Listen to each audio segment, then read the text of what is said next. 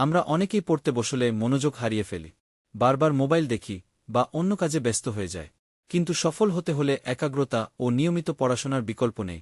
আজ আমি শেয়ার করছি 5টি শক্তিশালী কৌশল, যা আপনার মনোযোগ ও পড়াশোনার দক্ষতাকে বাড়িয়ে দেবে। তাই আজ থেকেই নির্দিষ্ট লক্ষ্য ঠিক করুন। শুধু আমি পড়ব বললেই হবে না, বরং বলুন, আমি আগামী 1 ঘন্টায় 10 পৃষ্ঠা পড়ব। ছোট ছোট লক্ষ্য ঠিক করুন এবং সেগুলো পূরণের চেষ্টা করুন। 2. ফোন ও ডিজিটাল ডিস্ট্রাকশন দূরে রাখুন।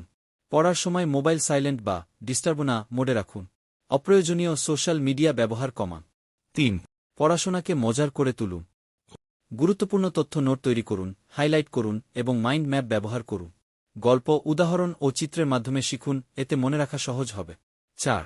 25 থেকে 50 মিনিট পড়ুন, তারপর 5 থেকে 10 মিনিট ব্রেক নিন। পোমোডোরো টেকনিক অনুসরণ করুন, 25 মিনিট মনোযোগ দিয়ে পড়ুন, 5 মিনিট বিশ্রাম নিন। এতে আপনার মন সতেজ থাকবে এবং পড়ার দক্ষতা বাড়বে। 5. প্রতিদিন একই সময়ে পড়ার অভ্যাস করুন। সকালে বা রাতে নির্দিষ্ট সময় পড়ার পরিকল্পনা করুন। প্রতিদিন একই সময় পড়লে মস্তিষ্ক অভ্যস্ত হয়ে যাবে এবং মনোযোগ সহজেই ধরে রাখা যাবে।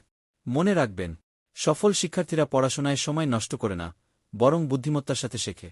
মনোযোগই হল জ্ঞানের চাবিকাঠি। তাই এখন থেকেই এই কৌশলগুলো ব্যবহার শুরু করুন, মনোযোগ বাড়ান এবং সফলতার পথে এগিয়ে যান। আপনি অবশ্যই পারবেন। আজকের ভিডিওটি এই পর্যন্ত।